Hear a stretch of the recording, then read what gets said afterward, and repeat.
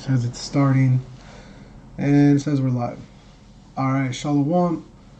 First and foremost, all praise, glory, and honor to Yahawah, Bahashem, Yahawashai, Bahashem, Makah, Kodash. Double honors to the elders and apostles of the nation of Israel, better known as the Great Millstone. Shalom, salutations to the elect, to the 1/3 and the 144,000. And as always, death to 2/3 and all the wicked. The so-called Negro, Latino, and North American Indian peoples are the Hebrew Israelites spoken of in the Bible. Whether or not people believe it or accept it is not up for debate. The clear signs, indications, and characteristics of what we're experiencing as so-called black people, as so-called Latino, as so-called Native American Indians are fully described into detail. The things that we would be going through and experiencing, and it is why we're in the position we're in. It's for our disobedience to the creator of all things, whose name is Yahawah, and because of our disobedience, he's allowed this punishment to come upon us. And because of our disbelief and our lack of belief, as a nation, as a group of people, he punishes us as a group, no different than a parent leaving their children at home and the elder son in charge. And though he may get in more trouble, everyone's in trouble, even for not listening to him. So in our disobedience, we find ourselves in a place of extreme oppression. And this is where the road is going to take us to deliver us into a better existence, better known as the kingdom of heaven, which will be a rulership of the chosen, elite, elect, righteous men sharing the government with YAHAWASHI, not whose name is not Jesus, but YAHAWASHI, in ordering this world aright, putting into oppression the so-called white man and every other nation of people who have neglected us and who have trampled over us. And this is fair, and this is righteous, and this is justice, whether you agree with it or not. Again, it's not up for debate. This is just what's going to happen. No different than the seasons changing. You cannot stop it. This is just something that will occur. So without further ado, real quick, I'm going to pull out Isaiah 58:1. It's an oldie, but a goodie, as they say. And it reads... I got you. This is Isaiah 58:1. It says, "Cry aloud, spare not, lift up thy voice like a trumpet, and show my people their transgression, and the house of Jacob their sins." Right. So Jacob is another term for Israelite. Okay, because Jacob being the father of the Israelites, this is where you get the term. It's like, you see, I'm forgetting to change the camera. This is where you get the term Israel, from the house of Jacob, who had the 12 sons, which make up the 12 tribes. So when you go into Revelation, and it talks about the 144,000, 12,000 out of every tribe, okay, letting you know that the tribes have never been done away with. They'll never be done away with. And the large multitude that we read about and everyone talks about, the Gentiles who are coming to repentance, those are the Israelites who have been dispersed and scattered throughout the four corners, and who have picked up, adopted, and practiced other cultures and religions and customs, and who actually think that they are so-called black, or, you know, some of our people believe they're Ethiopian, some of our people believe that they're Australian, or even British or Russian, because of where they're at now, and them being able to say, well, my father and his grandfather came from this area. But further than that, nobody really knows. And that's why in Genesis, the 49th chapter, we always talk about this and bring this out. Jacob told his sons what would happen to them in the last days. And so this is how we know that the 12 tribes are very important still. Otherwise, it wouldn't be written about and spoken about continually. Okay, and that's who the contact and agreement was made and designed for. The new covenant is with the Israelites. So our job, what we're doing, and what we've been doing is warning the people, and we've told them that these times were going to come. Perilous times were to come. You brothers have any precepts you're holding? Con, I got one. Go ahead. This is Deuteronomy 28:15. But it shall come to pass, if thou wilt not hearken unto the voice of Yahawah thy power, to observe, to do all his commandments and his statutes, which I commanded thee this day, that all these curses shall come upon thee and overtake thee. Yeah, and this is something that a lot of people, so-called theologians, scholars of theo meaning God, theos, and logis, what was that, language or study of? Ology. Ology, yeah. Matter of fact, since we got a little bit of time, theologian. Theology. A petty or paltry theologist is a theologaster used in medieval Latin by Martin Luther. So theology, yeah, just the study, the science of religion, study of God and his relationship to humanity. And matter of fact, let's grab a precept to back this up, where the Most High out of his own mouth says, "Only you have I known." I think that's Amos, of all the families of the earth. Yep. There's one in Psalms too. 49. Let's see if I can find it. Yeah, Amos 3. Yeah, this is Amos 3. Yep, go ahead. Amos 3 and 2, it says, "You only have I known of all the families of the earth. Therefore will I punish you for all your iniquities." Boom. So that's how we know who are the Israelites, the people that are under the conditions described by the promise. This is a promise the Most High has made. For your disobedience, it will come to pass. This is a promise, okay, that for your disobedience, all these terrible things are going to come upon you. So what you're seeing being killed in the street, why are you surprised? You knew the consequence. Your ancestors knew the consequence. Your pastor and your preacher and your teacher and your people that raised you, taking you to church every day, it's their fault for not telling this to you. But then when you get to a certain age, it's your fault for not inquiring and reading the manual. That thing's a taser. It's not a toaster. Why are you trying to cook bread with the taser? You know what I'm saying? It's after a while, you can't blame anyone. You have yourself to blame, and that's why Isaiah 58:1 is a good foundation to start on, because it's showing you that this word is unto you. You so-called Negroes, Latinos, and North American Indians who are Israelites. Whether you don't have to believe me. But this is what's going on. You're going to keep getting killed in the street. You're going to be forced with the microchip. Okay? And there's plenty of vehicles for them to use for you to take it. And right now, one of the biggest narratives that I see getting pushed is you're lucky that black people only want equality and not revenge. That's a narrative being pushed by a lot of people right now. A precept. Yep. A precept to that Amos, 2nd Ezra chapter 3 verse. I start at 31. It says, "I do not remember how this way may be left. Are they then of Babylon better than they of Zion?" You know, because Ezra was pretty much seeing the when you look at the affliction of Jacob and see how Edom gets treated versus how we get treated. Mm-hmm.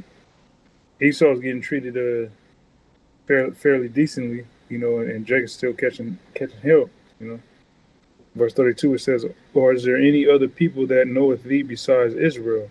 Or what generation hath so believed thy covenants as Jacob? And yet their reward appeareth not, and their labor hath no fruit. For I have gone here and there through the heathen, and I see that they flow in wealth, and think not upon thy commandments. Weigh thou therefore our wickedness now in the balance, and theirs also that dwell in the world, and so shall thy name nowhere be found but in Israel. Or when was it that they which dwell upon the earth have not sinned in thy sight? Or what people have so kept thy commandments? Thou shalt find that Israel by name have kept thy precepts, but not the heathen." Exactly. So the heathen, and see, this is what gets a lot of people messed up, is because we're reading a translation. We're reading something that's been translated from Hebrew, Greek, and Latin scripts. So because we see that word heathen in English, your Western European mind that you've been forced to think and process through the views and thought process, that's been forced into us by the so-called white man. We see that word heathen, and that's a unified word across the board. But when you look this up in the Hebrew and in the Greek, it's used differently in certain places. That's why you have to look into the Greek and the Hebrew. You have certain things like ethnos. They're using very particular words to describe Israel being scattered throughout all nations. Okay, so for our disobedience, you'll see that we're cursed in the city, we're cursed in the field, we're cursed in your store, in your business, and in what you reap and in your basket. Your children, you're bearing your children, the fruit of thy land, and the increase of thy kind. Any goods that you have, anything that is of increase is cursed. Cursed when you're born and cursed when you die. Okay.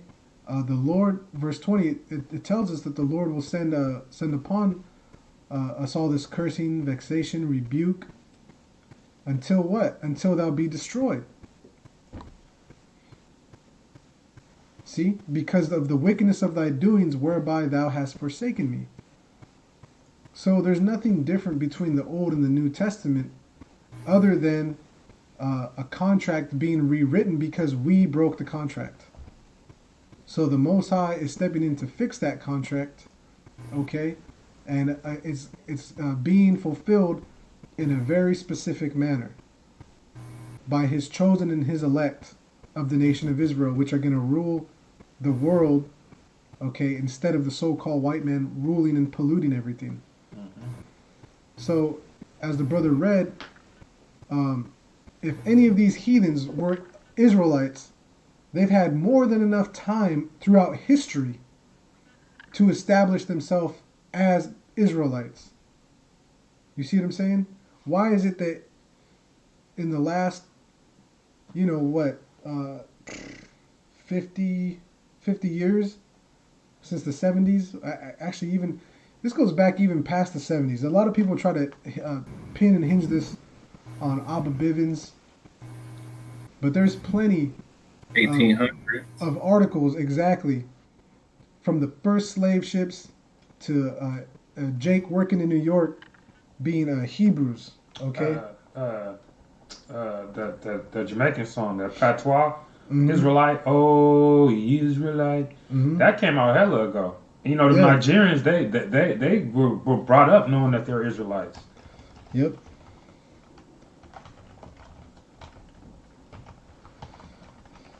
Yeah, you got the apostles talk about, you had the commandment keepers, back around the time of Albert Bivens, you had the commandment keepers. So like you had the commandment keepers, but a lot of them, was dealing with strictly the Old Testament, and it was Albert Bivens that incorporated and believed and taught the about the New Testament. Because that's where you find, YAHAWASHI, he's written throughout the book, But the Old Testament, you're gonna think that salvation is gonna come through the law, but it's not until you come to the New Testament that you realize that Yahawashi is the only way we're gonna get up out of here. Yep. Yeah, I'm trying to find. It's a news article. I know the brother Monaghan. He shared it a number of times. But it's like early 1900s, late 1800s. Of a Hebrew Israelite that was working in New York, and same thing. He got accused as he was in the street, but he worked for a Jewish rabbi, and he worked for him for linguistical reasons, translating texts and reading Paleo Hebrew. Okay, maybe that'll produce a better search. But there's plenty of information out there, and it does get buried, but that's what the internet is actually for, is proper research. Not fucking TikToking and, doing things for the Vine or the Gram or to get on World Star. And that's one thing that I'm laughing about personally with all these people that are concerned about rights and law is you've had all this time to learn your enemy, and you've waited to the last moment, and it's too late now. It's too late now for you to do anything, but it shows you that the Most High has set this up this way, man. Every 4 years they vote a president, right? But every 2 years they vote your new congressmen and your mayors, your governors, and that's where people have power to put people in office to do the right thing. And if you don't like it, you can run for it yourself and put into implication and make changes. But Jake's more worried about Kobe and the Super Bowl and, what Ice Cube beefing with Ari Spears or Vice or whoever the dramatic bullshit that means nothing anywhere in a spiritual realm or in a historical timeline has no fucking significance. And so the Heavenly Father has destroyed us. As a nation, we're destroyed. See? Until thou be destroyed. Because of the wickedness of thy doings, whereby thou hast forsaken me. So rather than using your leisure, your study time, to actually learn of the Heavenly Father, you would not. And it didn't matter in which fashion the Most High sent people to you. He put us out in the streets. He still has us available free on the internet. You don't got to pay anything to learn. The second you got to pay to learn this knowledge, you're getting ripped off. Yeah. Okay? The scriptures tell you that this is free. Okay, so the situation we're in, you're going to continue to stay in this situation until, like we were saying, the mark of the beast is coming, the RFID chip. There's your equality. That's a vehicle that they can use for equality, the RFID chip. Well, if everyone gets chipped, we can track and monitor everyone. And if you're willing to get chipped because you have nothing to hide, you can leave your wallet at home. We don't have to go through these weird exchanges in the car. Well, who are you? They can just scan you real quick. Oh, you are who you say you are. Okay, well, yeah. I got a precept. Yep, go ahead. Proverbs 23:23. Buy the truth and sell it not. Also wisdom and instruction and understanding. Yep, buy the truth. Proverbs 23, right? Yeah, it's 23. 23. You have to B-U-Y. What'd I do? B-Y. Oh. Proverbs 20. Yep, the water. Yeah, buy the truth, sell it not. Also wisdom and instruction and understanding. Let's look up this word buy. Looks like quana. It means to acquire. Well, the usage, it's used to acquire, get, create, possess, obtain, bought, cause. The definition itself, to erect, ergo create, by extension to procure, especially by purchase. Causatively sell, by implication to own or attain. Buy, teach, to keep cattle. Get, look at that, teach to keep cattle. So, buy the truth and sell it not. This is dealing a little bit more with the business mentality. Get provoked to jealousy, possess, purchase, recover, redeem. Let's look at the lexicon. Found, create. To acquire for oneself. There it is. To acquire for oneself. To possess, to be the owner. To buy. Even also to redeem people out of captivity. Look at that. So that goes into Deuteronomy also. No man shall buy you. No man shall redeem you. So these so-called black leaders, they're not going to be able to redeem you. They're not going to deliver you. You know, where's Ja Rule at, man? All this shit's going down. Where the fuck is Ja? I need to know how Ja feels about this, man. And that's what they do. You know, you're starting to see headlines where people are, oh, Jay-Z sent a letter out to so-and-so. Or the CEO of Amazon, what's his name? Rich dude. Jeff Bezos. Mm-hmm. Jeff Bezos responded back to some irate lady because he put a Black Lives Matter thing up. Yeah, I guess Jay-Z supposedly let George Floyd's attorney use his private jet. I'm like, what the fuck? Oh, well. So he let him use his private jet. Wow. Yeah. You, see, and all this is a distraction. All that shit right there is a distraction. It has nothing to do with your salvation, with a future endeavor. That's all side business, man. That's all side hustle. That has nothing to do with your spirit, man. That's just all dramatic bullshit. That's the ads on YouTube that you're waiting to skip past. But then, oh, this is a really good ad. I want to watch this whole ad. Oh, shit, you know what? I'm going to go look at this product. Let me research this product. You totally forgot the whole point you were there was to watch the video, not the fucking ad. Exactly. So our people are easily sidetracked, man. Then you had Mark Zuckerberg, something about he's losing more employees over his stance on not taking down Trump's tweet because they're like, oh, it promotes violence, isn't that? Well, it's recorded history, man. Let the record stand that, you know, this guy's this way and that way. But either way, it's showing you that these people are divided. They're divided. They're not inquiring on what truth is. You see what I'm saying? Wisdom, instruction, understanding. They're really not looking for it. They're more involved with the dramatic side of things. Oh, why does George Floyd have a closed casket? What the fuck does that even matter? Oh, it's not real. It's all a setup. What the fuck does that even matter? Maybe his family didn't want nobody seeing his face. Like, well, what? that's the thing. Like, when you have a question, what you should do is go pursue the answer, right? So why don't you research why the casket's closed? You know, maybe it was open to just the family members. Exactly. You know, they're gonna have 3 memorial service for George Floyd. One of them is gonna be in Texas. I think they already had 2 of them. They already had 2. So 3 memorial service. How often?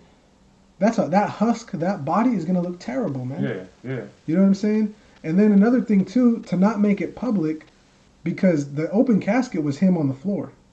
You saw the dead corpse. You saw the dead body. Yeah. That was the open casket.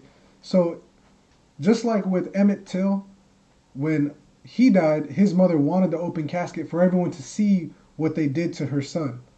The difference in the photo to his face, she wanted everyone to see it. As hard as it was, she wanted people to see what they did to her son.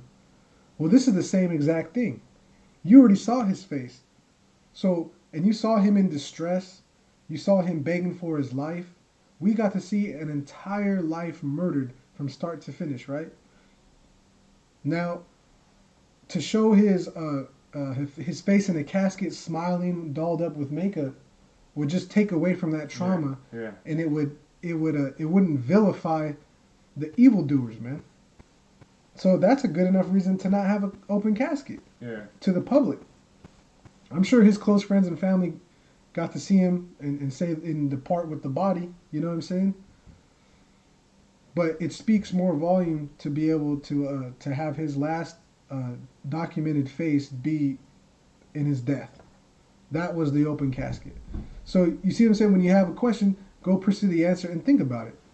You know, that's the gift that we were given, is a mind to inquire, and the gift of discernment, and just forward thinking, not getting trapped into this easy mindset of everything's a conspiracy, everything's a cover up. Even if it was, right, he's on an island somewhere, this and that, who gives a shit? At the end of the day, these curses are coming, man. Yeah. That's why, Salakia, I know I'm talking a lot, Salakia, but that's why I like that movie 10,000 BC, because it shows you that prophecy doesn't have to fit your personal standards. Not everyone has to understand the point of the prophecy or how it's moving. Not everyone has to believe it or even understand it, but it's still happening. Look at Moses. Look at Joseph. Joseph was the only one who had the dream and the vision, and no one believed him. But did it still come to pass? Yeah. Yeah. So we know this characteristic of the Most High, that the weak things confound the mighty. Salakia. If you brothers got anything, just say something. Yeah, I got a precept because you're talking about these different entertainers and whatnot, how they all trying to speak out, this, that, and the third. Which to some degree, those are the leaders of our nation. Those are the leaders of the 2/3, some of the 2/3. This is Isaiah chapter 9, verse 16. And it reads, "For the leaders of this people cause them to err, and they that are led of them are destroyed. Therefore the Lord shall have no joy in their young men, neither shall have mercy on their fatherless and widows. For everyone is an hypocrite and an evildoer, and every mouth speaketh folly. For all this his anger is not turned away, but his hand is stretched out still." Hey, and the brother Rakah Yaquam from London had put up a video of some Jake out there in London that was pretty much talking about the hypocrisy of these rappers. You know what I'm saying? And he was talking about how black on black crime black on black murder is pretty much glorified via rap music, and it's all hypocrisy because here it is, you glorify killing, your fellow black man. Those are the words he was using.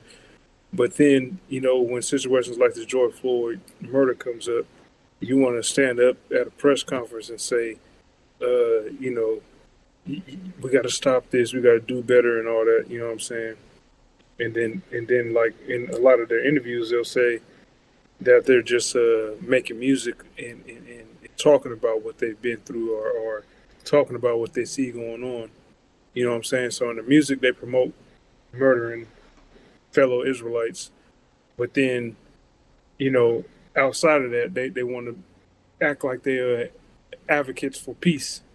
You know what I'm saying? So these entertainers is they're hypocrites, man. And that's why the Lord he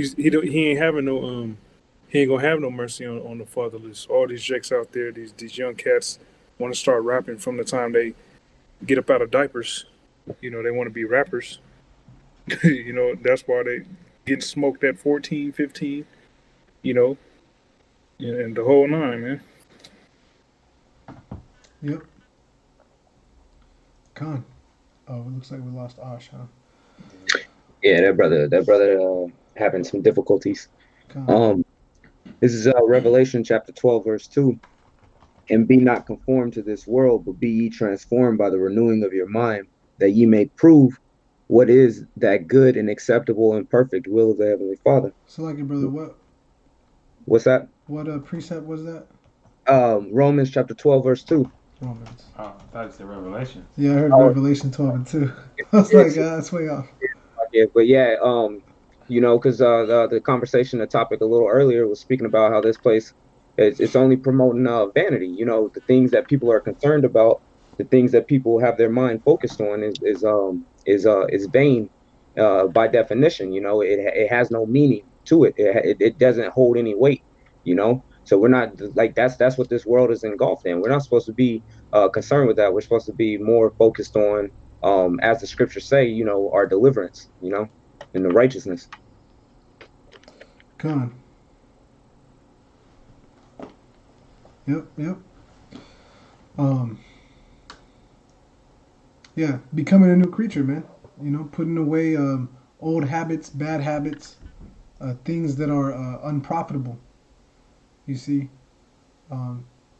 so here it is. We're warning our people. We're telling them what's to come. You know, and we've been telling you for a long time that martial law was coming, man. And here's the thing: we know we're not gonna get credit of people. We're not gonna get credit of men.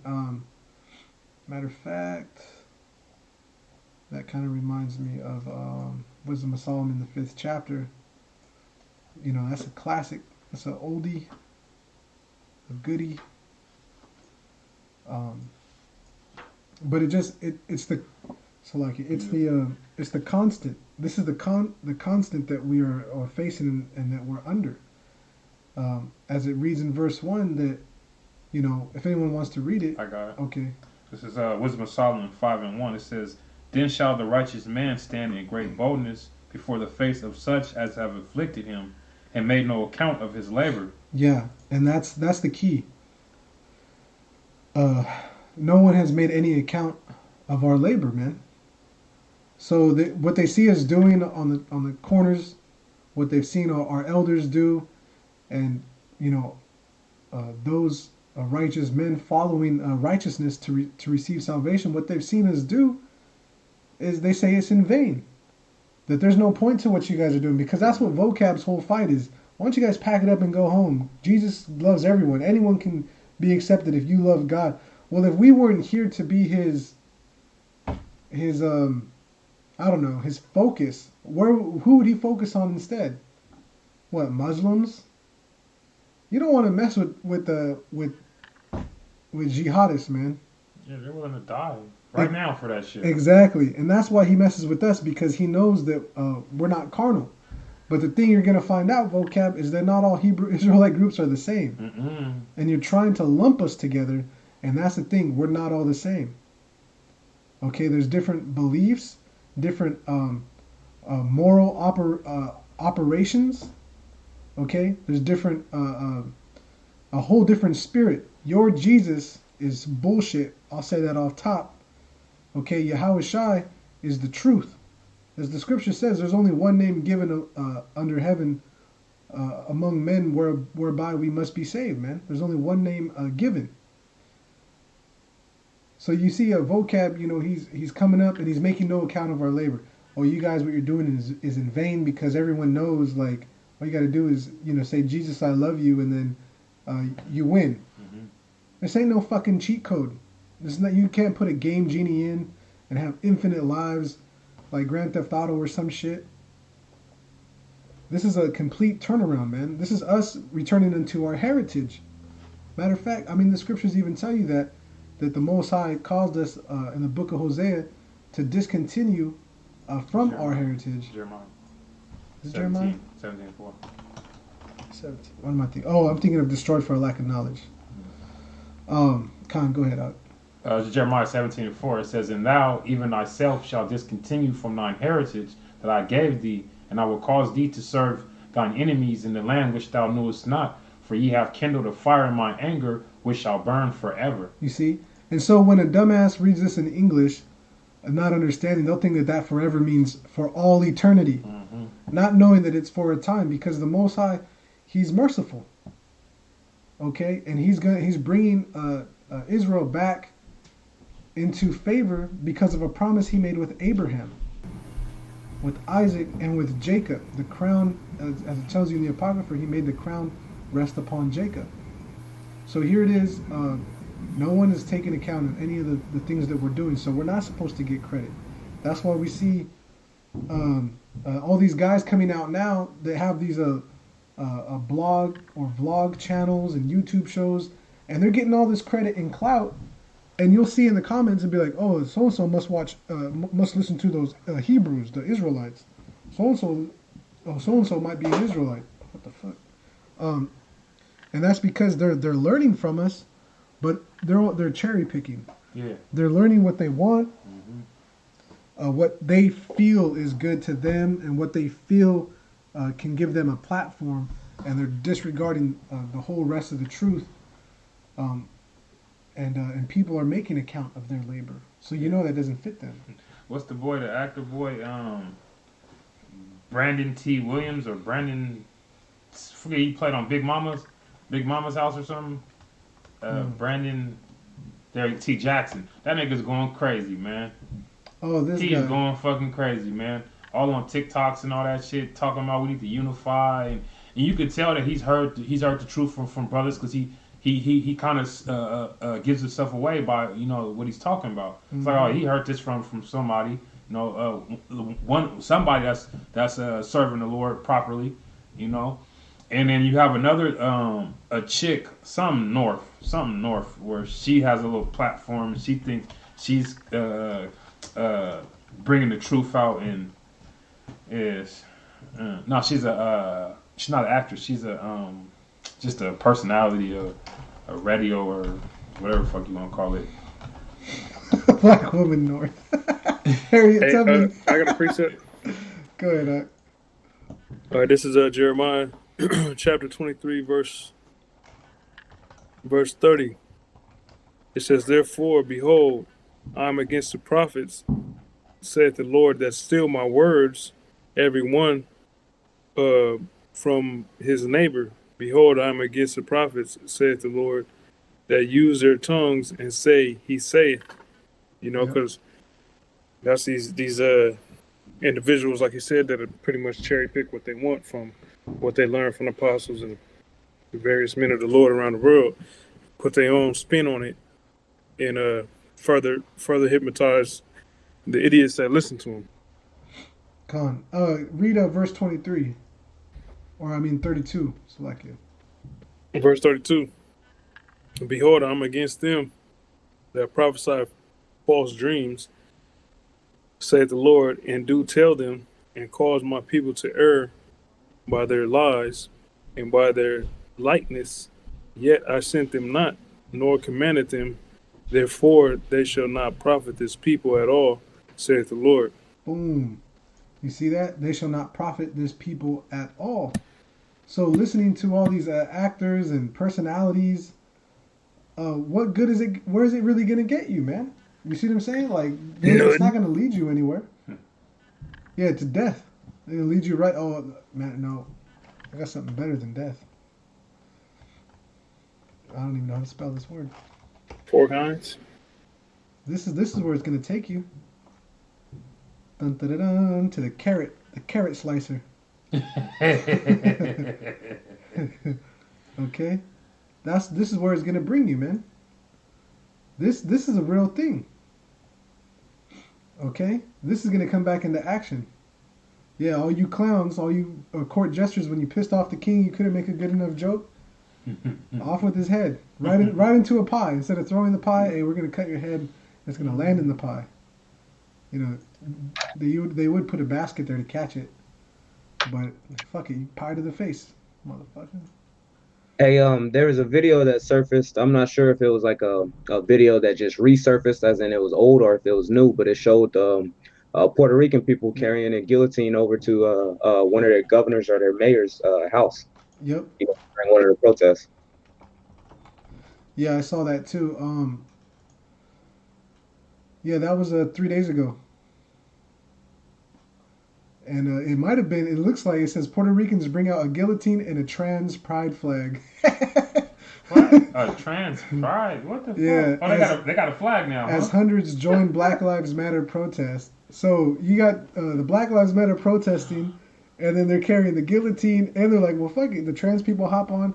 Because really, when you go to the Puerto Rican Day parades, all you see are all the fat, shameless women, and then all their gay cousins. Yeah. Twerking for 45 blocks.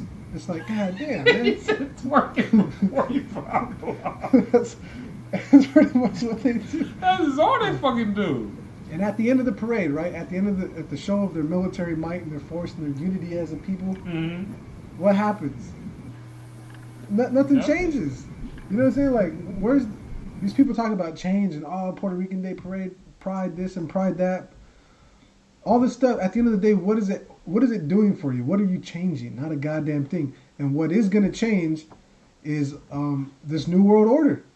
You're basically helping to usher in this new world order, which is exactly what we want to happen, because it's going to separate the men from the boys, the sincere men from people that are plain Israelite.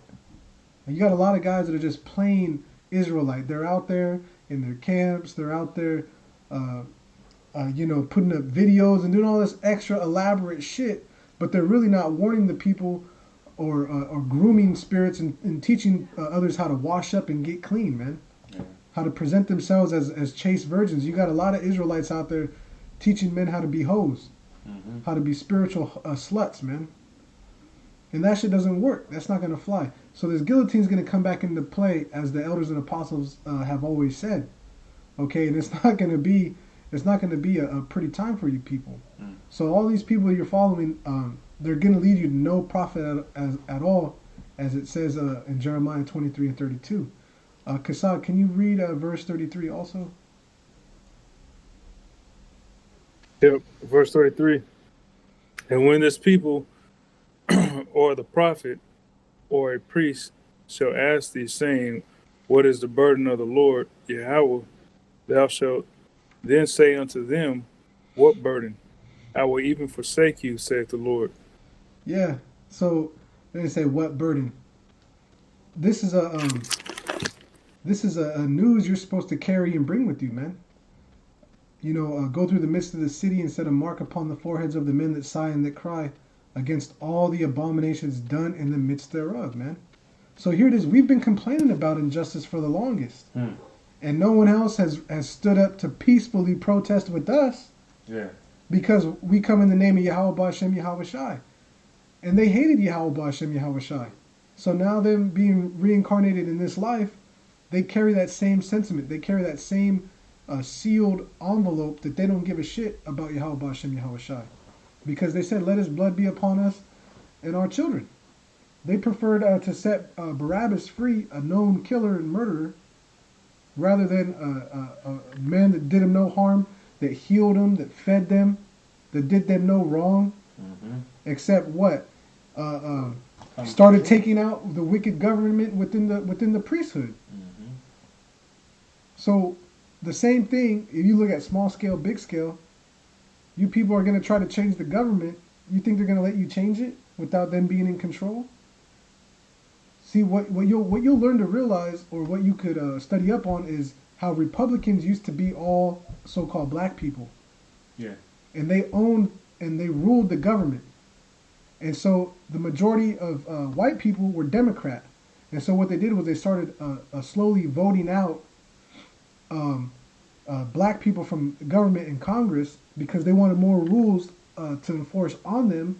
And then they overcame their identity and they became the Republican and the Democratic Party. And they ruled the House, playing both sides of the fence. So the same thing happened then. It's going to happen now. You think you're going to get your equality, but at the cost of what? What does it gain the man to what profited a man to gain the world and he loses his own soul, man?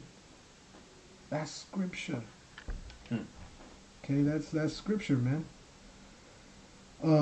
Kasat, can you read verse 34? I got a precept real quick. If that's cool. Con. This is Sirach 10 and 2.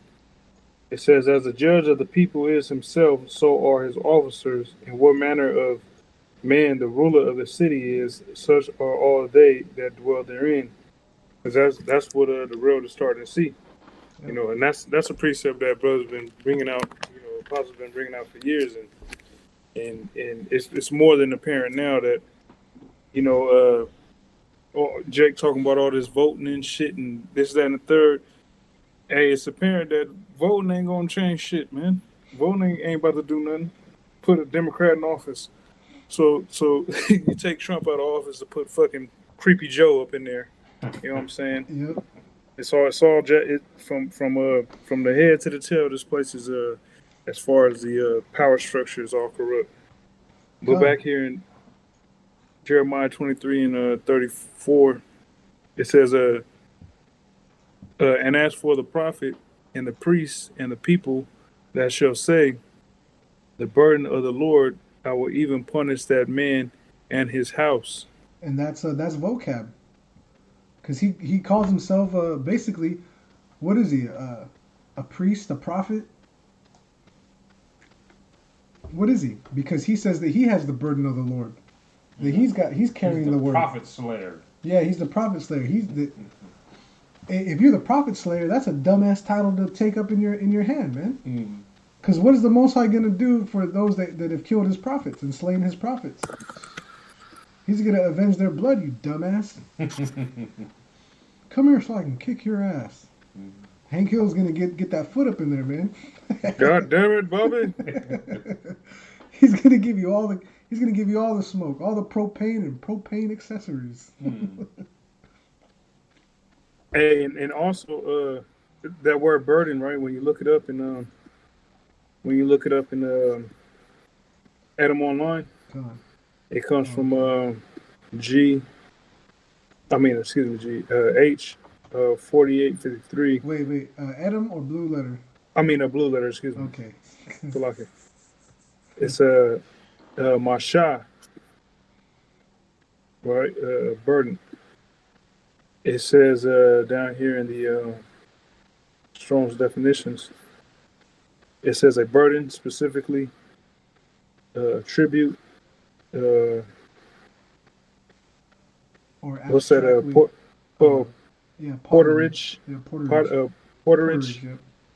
Figuratively, and utterance, chiefly a doom, especially singing, metal, desire, burden, carry away, prophecy.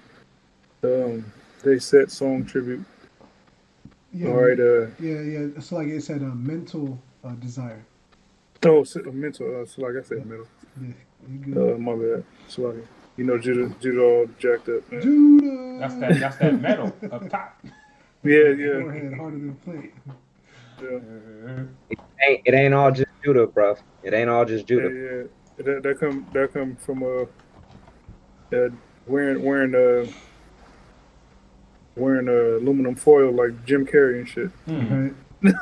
No. But anyway, hey, like these I read that because pertaining to this verse 34, you got Israelite groups coming with their own what's the word, with their own doctrine. Yeah, their own Rhetoric. Nah, not rhetoric. Agenda. No, agendas and interpretations. You know what I'm saying? Because the Lord didn't say for us to be out there partaking in the riots. The riots, yeah, in the protests, so-called peaceable protests. Because brothers put up videos and pictures of Israelite groups out in D.C. Marching in IUIC, marching and all that. So that's them saying, like it says in verse 34, as for the prophet and the priest and the people that shall say the burden of the Lord, I will even punish that man and his house. Mm-hmm. So these other Israelite groups come with their own breakdowns of whatever demon put in their mind, man. They go to sleep and wake up like, you know what, man, we should go out there in March. Yeah, for what? It shows you that they're more aligned with Black lives than Israelite heritage, man. It's funny. I had this fucking conversation last night with my fucking woman. She's concerned with the fact that why aren't all Israelites out there saying something? I'm like, because we're not about this flesh, man. It's not about just Negroes. It's about Negroes, Latinos, Native, and Seminole Indians, man. So for you to say one matters over the rest of them is wrong. We've been out here protesting for years, man. But on the side of YAHAWASHI and YAHAWASHI though. Yeah, who's joined up with us? And then to take it a step further, carnally, where was this big movement for the pipeline protest? Mm-hmm. They were out there by themselves. You know what I'm saying? You didn't have this big movement, That's another thing, man. All this shit is like, oh, Black Lives Matter. And, bro, the Latin and the indigenous, we've been going through it just as long as you have, man. Yeah. We've got punished as a nation, as an entire nation, man. When you look at the statistics for how vastly we've been decimated, whether it's Negro, Latino, North American Indian, they're all over 90%. Mm-hmm. Matter of fact, when you look at the native death rate, I believe it's even higher than the Negro death rate. Bro, you can even look at the world species. Esau decimated over 70% of that. Yeah. Infant mortality 9.2 for Native American, Alaskan, Native, 4.7 non-Hispanic white, 2.0 for American Indian, Alaskan. That's something else. But I remember seeing an image where it was let's see, Indian Holocaust, basically numbers. Let's see if there's a graph. There's a graph that it shows basically. I probably won't find it, but anyway, I remember the graph being, there's more Native Americans that died than so-called Negroes, and there is millions of us that died.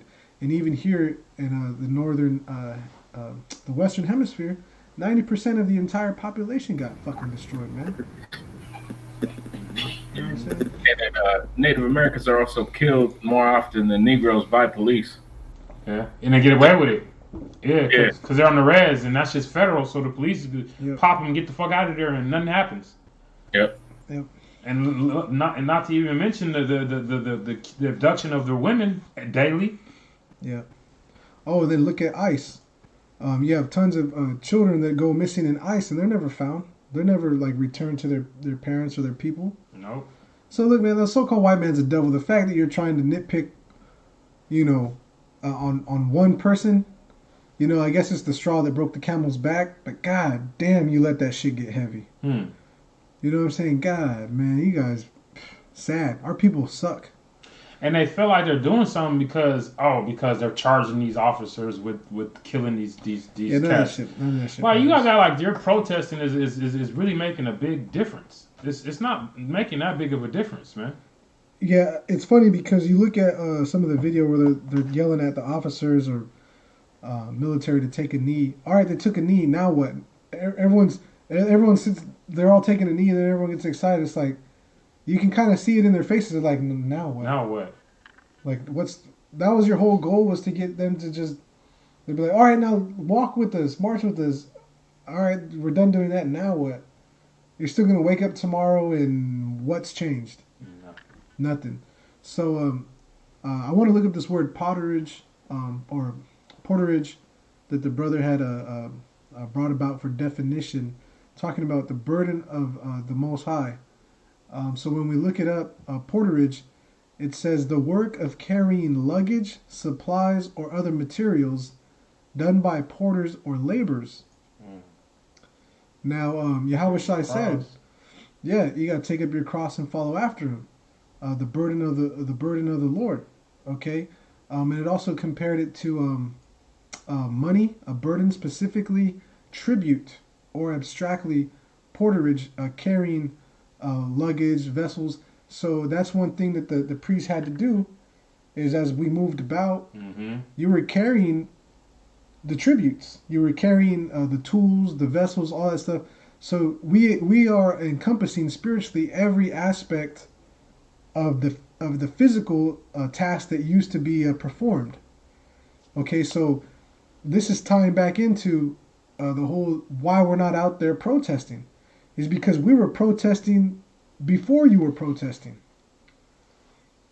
The weapons of our warfare aren't carnal, they're spiritual. The Most High said, look, go out there, give all the people warning of me that these things are going to come and happen, and that way he who can receive it can shelter himself, and the blood will be off your hands, man. So even to this very day and moment, we're still living the example. We're not in phase 2 yet. Religious services and spiritual gatherings are not allowed. And that's a funny thing, because in some of these protests, I'm seeing spiritual gatherings where these witches are putting circles around the people, like protection circles, and they're putting up curses on cops, and they're even bragging about it. Like this one girl's like, people are asking me, you know, how come the witches aren't doing this and doing that? And she's like, we've been doing curses, we've been doing protection spells and all this stuff. Yeah, man. She's like, we're already doing it. We're doing it. Fucking demon, man. You're so stupid. So stupid. So stupid. God. Yeah, man. Hey, you see? So why so that right there is they can get arrested for that shit, man. So we're living an example by saying, hey, look, if we're not out there, why the fuck are you out there? You got to obey the powers that be. You still got to do what's right spiritually, and you still have to do what's legal. You know what the world says. Hey, you can't do this no more. You know, like Native Americans and so-called Latinos and even so-called Negroes. We always had more than one wife. We always had more than one wife, man. Well, the so-called white man, because he's such a prick and he can't satisfy one, he makes it to where everyone has one, and now everyone thinks you can only have one. But you go to certain areas and there's more women than men. Why is that? Why are there more females than males for humans, man? Why? It doesn't make any sense. And then you got women turning into men just to hook up with women. What the hell is going on, man? This is all weird. Okay, so anyway, so like it going off on tangents. Weird. But yeah, we're not supposed to be out there protesting, man. There's no example where the men of the Lord constantly went out to places of protest. Okay, what you had was daggermen or Sakari groups that were going to large gatherings and inciting violence and getting the cops, the military, the Roman soldiers to come down and kill people. And that was trying to get them to justify to take up arms and go to war and overthrow Rome. And guess what happened to them that went out there and did all that dumb shit? They all got murdered. They all got killed. And you think it's a game, but there's all types of people getting shot, killed, and severely injured in these protests, man. Yeah. So there's no new thing under the sun. See, the riots, men of the Lord, when they would go out to teach, would incite, riots would break out amongst the people because they would disagree with what we were bringing them. They disagreed with what we were carrying. They disagreed with the temple and the altar spiritually that was being set up by the disciples. Okay? By the true believers in YAHAWAH, YAHAWASHI. So you guys didn't want us to build nothing. You guys didn't want us to do nothing. So now we're doing nothing. And now people are saying, well, why aren't you doing nothing? You got to make up your mind. But that's on you people. You know what I'm saying? We're doing what the Heavenly Father has told us to do, man. So we're just waiting for this phase 2 to hit. We'll be back out, and then whenever they really make it to where you got to take that chip, that's where we stand. That's where we fight, and it's gonna be, hey, you chop my head off, man. Do whatever the fuck you got to do. I'm not taking that chip. And we hope that all our brothers and sincere Akim are going to be in that same spirit, man. We hope we're going to be in that same spirit. We hope the Spirit will carry us to that fortitude, like the children of the Maccabees, like the brothers in the book of Maccabees, man. To be able to say no, man, and stand up for what's right. Meanwhile, since we know how opposites work with our people, every one of them is going to take it, and we're going to be put. Then the role will be reversed to where now we're getting detained. Now we're going to be in the concentration camps, but we're going to be in there for the right reason. Mm-hmm. You see what I'm saying? We're going to be in there for the right reason, and you people will be free because of equality. You'll finally have obtained your equality because you've accepted a microchip, man.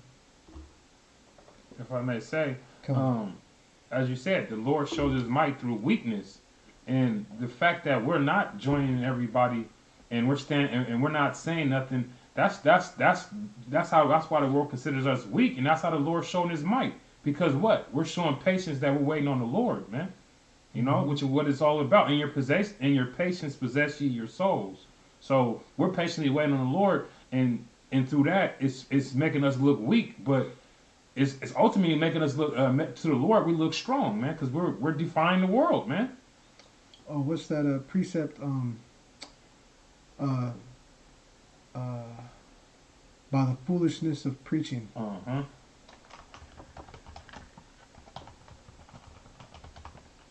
It has pleased him to save 1 them. Corinthians 1:18. God. Yeah, it's on the screen if you want. Okay, this is 1 Corinthians 1:18. It says, For the preaching of the cross is to them that perish foolishness, but unto us which are saved it is the power of Yahawah. Yeah, and that's exactly what we have just discussed. Is us being out there for years on end, peacefully protesting the ways of this world, sighing and crying for all the abominations that are done here in the midst of our people. They said that was a foolish waste of time, that it was something you shouldn't have been doing. But to us which hope to be saved, and those of us that will be saved, it's the power of the Most High. Because he said that his teachers or his word wouldn't return unto him void. That he said that he would send his messengers, man. Okay, actually keep reading that. Okay, verse 19 it says, For it is written, I will destroy the wisdom of the wise and will bring to nothing the understanding of the prudent. You see, so all these people that think that they have some insight and the next political move and how we should restructure, and maybe the problem with Tulsa and Rosewood was that it was its own city and area that made it easy to bomb. But if we buy in and we integrate within the Asian community and on all the other communities, and we all kind of like freckle and pepper in, you know what I'm saying? Now they can't just bomb one of our areas. They have to destroy all of us, and now we're all unified now too. So they're not even gonna try it. They're gonna come up with these dumbass things, But the Most High, he's gonna destroy all this wisdom of you people. He's gonna bring to nothing your forethoughts of you trying to think 10 steps ahead of the program. Hey, that Jake don't realize Esau, he believes in collateral damage, man. Mm-hmm. You know what I'm saying? So what if we gotta smoke some goots to fucking kingdom come? You know what I'm saying? Just to get these niggers, they'll do that shit, man. They don't care. Hey, case in point, the chemtrails, they're killing themselves with that shit. They're not just getting us, they're getting everybody in the vicinity. Yep. Yeah, everything that we're living in, surrounded by plastics, all this shit. Man, we'll be lucky to live to see 50, at this rate. Type of shit, Hey, I got a precept. Yep. Pertaining to, Jake going out there and rioting and protesting and whatnot. Our protest is, preaching the word. So this is Psalm 49 Psalm chapter 46 and verse 10. It says, Be still and know that I am the Most High. I will be exalted among the heathen. I will be exalted in the earth. The Lord of hosts is with us. The power of Jacob is our refuge. Salah. God. Yeah. That's what people don't believe in. They don't believe the Most High exists. So they see everything we're doing to be without merit. But it's going to be known, and this is pursuant to Deuteronomy, 7 and 6, 7 and 5, that He's made us above all people on the earth. Mm-hmm. He's going to exalt us within the earth, and people are going to know that the Heavenly Father is with us. The Most High Yahawah and His Son YAHAWASHI are actually with us, and that they are the power of our people, the so-called Negro, Latino, North American Indian peoples. That's where our refuge is, because we can't go to the UN. We can't go to NATO. We can't go to, what else is there? UN, NATO, and what's the third one? And the EU. Those are all establishments designed to keep us fucked up, you know. And I had someone tell me, they're like, you know, the system's not broken or flawed. It's perfect. It was designed this way. Mm-hmm. And so that reminds me of this show called Game of Thrones, where one ruler in particular, her whole line and mode of thought was to break the wheel. She wanted to break the cycle. She wanted a new rulership. And she helped bring it in, but it was only through her tyranny and her death that it came. Because, you know, all sacrifice demands blood. You know? So the person that came into power to rule was actually the weakest one of them all. He couldn't even walk. The dude was in a wheelchair. That's who everyone's gonna follow, the guy who can't walk. How humbling! How, you know what I'm saying? Like, how humbling is that? Yeah. And he still didn't even want it. No. He wanted to fly. He was like, I don't care about legs. I don't want to walk. I want to fly. And one of his first missions was to go what? Seek and pursue the dragon. The strongest power in their world. The strongest magic in their world. So we're doing the same thing. The strongest power in existence is the Most High. And we're getting to him through by YAHAWASHI, marrying us back to him, grafting us back in, pulling us back into him. So you're gonna say something? That dude in the wheelchair, he had a strong mind though. Mm. You know what I'm saying? Even though he was paralyzed, his mind was strong, which is why they picked him to be you know, pretty much the ruler. Yeah, he was unbiased. Mm-hmm. Yeah. Yeah, and it just goes to show you that the weak things confound the mighty, man. You see? Okay. And because within that society, they had tons of wise men. They had tons of people that were so-called smart and studied, but none of them could foresee the things that were to come in and how to combat them. It was all these castaways and rejects of their own world that actually saved the day. So it's the same thing. See, all good stories, all of the best stories are told about, are really about us. They can be played by these white actors for now and these Maori or Japhetic people or whatever. So what? Okay, they're actors. You see what I'm saying? They're just actors.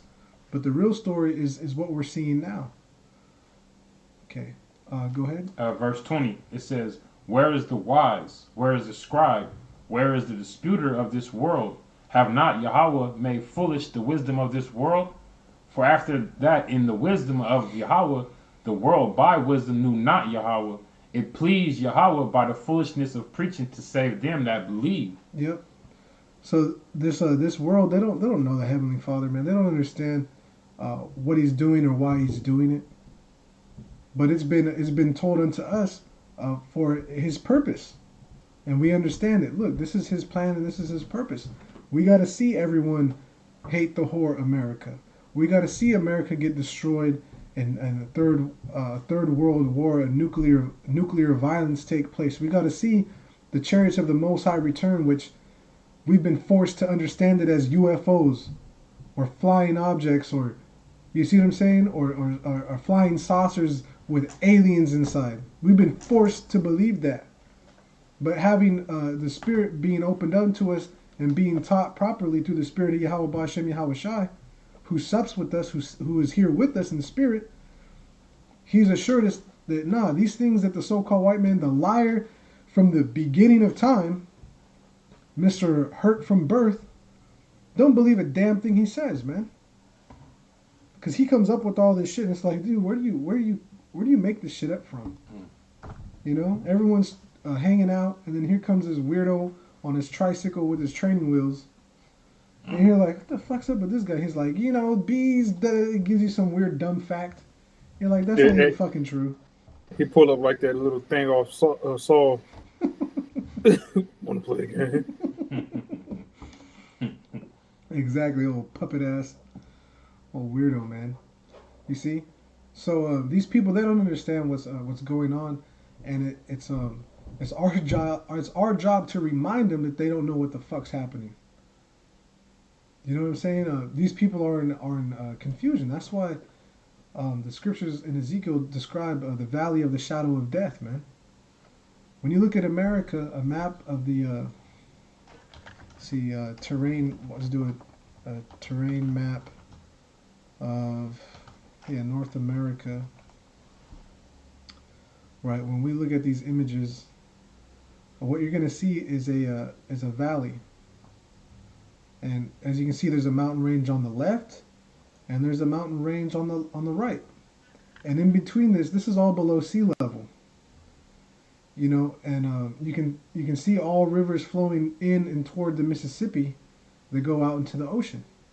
Now, the way that water travels is it always tries to find the lowest point and the least path of resistance, similar to electricity. That's just how power moves, the least path of resistance. Okay, that's how this power was made, and how it's operated. Okay, so we have a hill on this side and a hill on that side, and this is the breadbasket of America, man. But so here it is. We're in the valley of the shadow of death. There's no future for America, and they know it. Elephants are going extinct. Bees have been going extinct. Tigers, lions. And it's funny because in the midst of all these things dying out, they're still finding 80 new species a year of flower, of animal, of microorganism. They're finding all types of life still being found. And they're like, where is this coming from? Or how did this come to be? They don't know the creation of the Most High, man. They can't figure nothing out. Remember me asked about that picture of that weird looking, whatever the fuck it looked like a. I don't know. I don't even know what it looked like. Kind of like a leopard, but it was short. And they said they thought the thing was extinct. I think in India or somewhere when it was doing the quarantine. Oh yeah. It was like they thought this animal was extinct, but during quarantine, this animal just came out of nowhere. It's like, and that goes to show that man, these Most High has animals on reserve in places that people don't know where they're at. Yeah. I think this was it. It's got like a striped tail. A civet. That's it right there. Whatever the fuck that thing is. Yeah. Yeah, it's called a civet, a spotted civet. A rare Malabar civet. Oh yeah, so like a Malabar civet. So let's look up that. Malabar civet. See, this is what the internet is for. I mean, look shit up, learn something, But instead, everyone's doing TikToks and all this other dumb shit, which is entertainment. But you got to remember, entertainment is a distraction, and now entertainment, depending on how well you are, you can use entertainment for an educational purpose. You can use it depend on it's just like a tool. You have tools intended for a specific purpose, but it can also be useful in this fashion or in the next. So yeah, I don't know. This is hard to tell. It could be another animal that's been spray painted, because that's a thing that they do now too. Is they spray paint animals to look like other animals. They'll do like that's just fucked up. T-34. But they'll do like cats or is that Takashi's dog? Or dogs. Right here you go. So is that a tiger? Oh man. Like the scripture even says, can the leopard change his spots, or the Ethiopian his skin? You got something? What's that? You got something? Oh no, I was just commenting on what the brother saw. The thing is that are they saying it's a hoax? I don't know. It could be. The pattern looked a little bit different. But look at here's a tiger. There's another tiger. It's a pretty different tiger. Here's a skeletal dog. Why is Esau holding that dude's leg like that though? Because remember they're gay. They're gay. They're gay. That's supposed to be Joe Exotica and his Joe Exotic and his handler. Oh man, what the fuck? Yeah, that's Carol Baskin. Carol Baskin. That's that whole shit. And see, that's what white culture is. All white culture is mayonnaise and Tiger King. They really got nothing to offer the world besides Carol Baskin and fucking mayonnaise. And half the people on the planet don't even like mayonnaise. What they have to offer the world is your true history, but they took it onto themselves. Mm-hmm. They'll give you your true history, but they'll be playing it out. Come on, yeah. So here it is.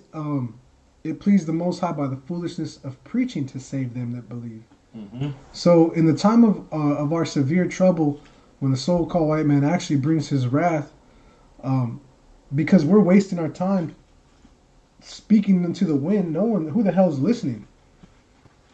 And the proof is in the pudding. Because look at all these Israelite groups that popped up. Great Millstone, the elders and apostles of Great Millstone came on the scene, and street speaking flourished. You cannot deny that. Street speaking flourished because of the elders and apostles at Great Millstone. That lets you know the spirit of YAHAWAH, YAHAWASHI is with them. Okay.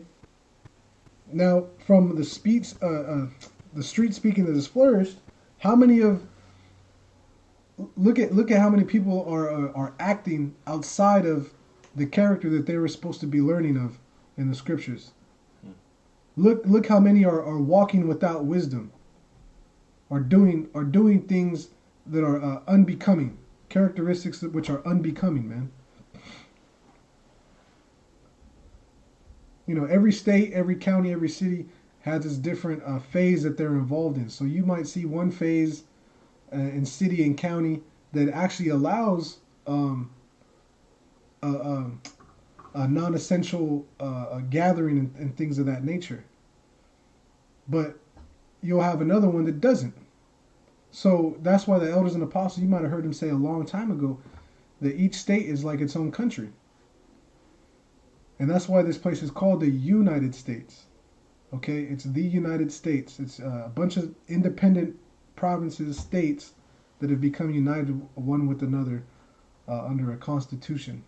Precept for you. Yep, go ahead. This is Matthew 7. I'm going to start at verse 13. It says, "Enter ye in at the straight gate, for wide is the gate, and broad is the way that leadeth to destruction, and many there be which go in thereat. Because straight is the gate, and narrow is the way which leadeth unto life, and few there be that find it."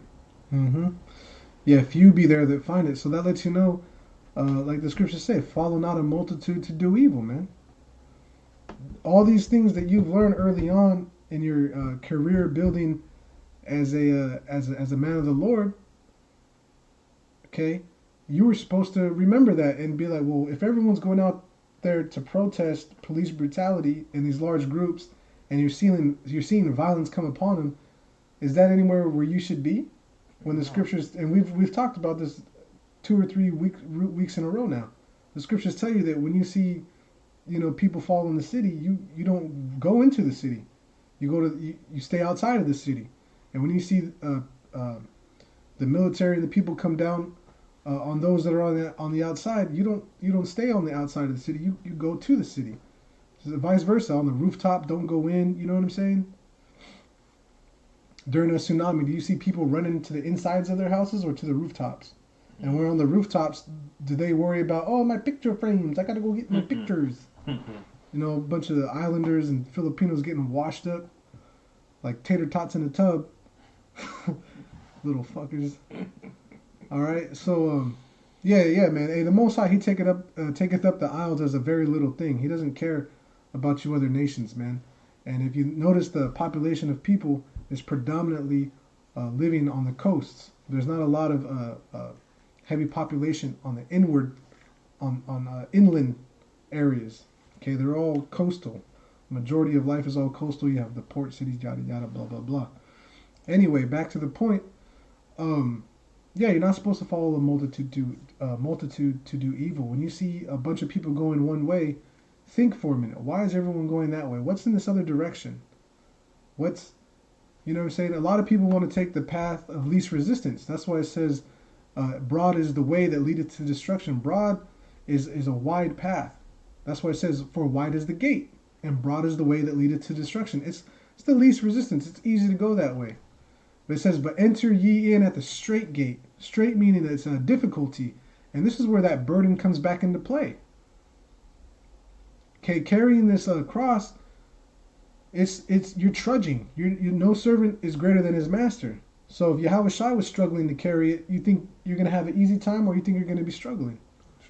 You're going to struggle, right? I mean, it's simple math. And that's the beautiful thing about this truth, is you don't have to be good at algebra or you don't got to be like Waka Flocka and aspire to be good at geometry. All you need to know is 1 + 1, you know, and then don't get too deep. That's it. Math lesson over. Okay, this is a something that was easily attained by unlearned men, man. The Spirit teaches us in more ways than we can imagine, and that's why a lot of times when we read these parables and these stories, a lot of times it's relevant to what you would say like country living or country life. People that are working on the land, who are farmers, who are quote unquote, you would call them simple people, simple men. You know, they didn't go to these universities and colleges, and they weren't under the instructions of tutors and forced to, you know, write from the age of 12 all the way up until their 30s to be these distinguished people. Because yeah, you could have these what they call book skills, book smarts, but your social skills, your people skills are total shit. And really, what Yahawashi is looking for is more of a fleshy heart, more of a people person type of mentality. Not just, oh, well, the law says this and operating by the law, because the law is not going to save you. Okay, the law is not going to save you. Grace and mercy, if it's bestowed upon thee, okay, is what's going to help us get out of here. You brothers are holding anything on deck? I got it. Con. Go ahead. Okay, I got 2 precepts. Galatians 6:2. Bear ye one another's burdens, and so fulfill the law of Mashiach. Yep. And then just real quick on protesting. Jeremiah 11:7. It says, "For I earnestly protested unto your fathers in the day that I brought them up out of the land of Egypt, even unto this day, rising early and protesting and saying, obey my voice." And I'm gonna look that word protest up, because the real protesting that Jake should be doing is what we're doing. You know what I'm saying? Isaiah 58:1. You read it earlier. Yeah, exactly. That came to mind when I was looking up this definition. H 5749, and it's YAHAWAH. In Strong's definition, it says a primitive root to duplicate or repeat by implication, to protest, testify as by reiteration, intensively, to encompass, restore as a sort of reduplication, admonish, charge, earnestly lift up, protest, call, take, to record, relive, rob, solemnly, stand upright, testify, give warning, bear, call to, give, take to, witness. And that's you know, we're pretty much telling Jake to call their sins remembrance and repent. You know, that being the main focus in our preaching, our protest. But they say fuck that. We wanna protest according to Esau's standard, you know, which is gonna get them all killed. Yep. And look at the word protest in Edom. It says from circa 1400, a vowel or a pledge, a solemn declaration. Mm-hmm. Okay, from preotester, and directly from Latin protestari, means declare publicly. So do we not go out and we've been declaring publicly, right? Testify, protest, from pro meaning forth or before, also as in forward, hence in front of or before. So in front of publicly, your eyes will see your teachers. Mm-hmm. Plus testari, meaning testify, from testes, meaning a witness. Mm-hmm. So that's what your protest is supposed to be. That's why men are supposed to be out there, because you don't know what's going to happen. Riots would break out as disciples would teach of Yahawah B'Shem Yahawashi, and people disagreed because they felt that their God or their mindset or their culture that they have adopted into was actually correct. Mm-hmm. When there was no power of that proof. There was no proof of their power. And if you go into Isaiah 58:1 and you look up the word cry, it pretty much goes into protest, you know, because you're declaring the names of Yahawah B'Shem Yahawashi. You see? to be called by name, be called out, be chosen. To call out, properly addressed by name. Berate, cry, invite, mention, preach, proclamation, pronounce, publish. Yeah, see? Another word I wanted to look up was this a vowel. See if we can get that real quick. Open declaration, a frank acknowledgement. So it's very very direct. It says a meaning. A statement of disapproval was first recorded in 1751. So now, as people protest, you see how definitions change. It says a sense of expressing, adjectival sense of expressing, of dissent from, or rejecting of prevailing mores, not the people, is from 1953 in reference to U.S. civil rights movement. First recorded of protest march is from first record of protest march is from 1959. See, so it changed. You know, you give someone a dictionary, they learn some words, and they think that they've come up with something new. We're gonna protest. Okay, but that's really not what they're doing. What we're doing is actually protesting. Okay, we're publicly, we're making a public witness. We're sighing and crying for all the abominations done in the midst thereof. That's the protest. And if you're not sighing and crying for all the abominations done in the midst thereof, to hell with you, man. The Most High has no regard for your life, and that's just the facts. Because you're not, if you're not with them, you're against them. Go ahead, Ak. Yeah, so like if you ain't sighing and crying for all the abominations done in the midst thereof, hey, we're protesting against you. you part of what we protesting against. Well said. Oh, we might as well get it then. Ezekiel 9:4. Sure. Might as well. Yeah. Let's get it. Easy E. 9:4. Yep. Ezekiel, read this, Ezekiel. Read this. Read this, Ezekiel. Alright, this is Ezekiel 9:4. It says, and the Lord said unto him, go through the midst of the city, through the midst of Jerusalem, and set a mark upon the foreheads of the men that sigh and that cry for all the abominations that be done in the midst thereof. Yep. And that's the whole point, man. That's the whole point. This is where your protest was supposed to start, and this is where your protest is supposed to end, man. Is speaking out against wickedness. That's the real injustice in the world, is wickedness, man. Wickedness is the true injustice, man. And so you have our people that want to be looked at as equals with the wicked, man. But the thing is that our people, when they get in league with the wicked, their deeds far surpass the wicked. That's where you see jakes that are men become women that get with women that used to be men. You know what I'm saying? And it's just some weird stuff just goes on. It's like Jake always takes it to the next level. Jake always does the most. You saw the dances. You remember how every song that came out on the music video, they had to have a dance with it? Man, the dances have gotten so ridiculous. Anybody can dance now. Yeah, they just make up shit and it's a dance. Yeah, Edom looks like a champ on the dance floor now because the dances have gotten so stupid. So retarded. And they be doing all of them too. Yeah, it's like, god damn. And it looks more occult. You know what I'm saying? Back in the day, you would see the Soul Train, you'd be like, oh shit, he's getting it. And you could tell like oh, now as you're older, you're like, damn, that guy's on drugs. You know what I'm saying? That guy's just on drugs. Have you ever seen them ciphers, the Edomites? Remember you used to show the one where the boys doing that little stupid shit and the other ones doing other weird shit? Like they all doing all fucking weird shit. I'm like, man, what the hell is this? Yeah, big ass cult, man. And now you got them doing Jake dances and they still look the exact same. But it's just they're doing shit that Jake is doing. Yeah, you got instructional videos from Edomites teaching you how to crip walk now. You know what I'm saying? And they're doing it better than some Jakes. You know? So anyway, man, look. Brothers, go ahead and pull out your precepts. We're going to probably wrap this up. It's like them Charlie Brown dances, man. Exactly.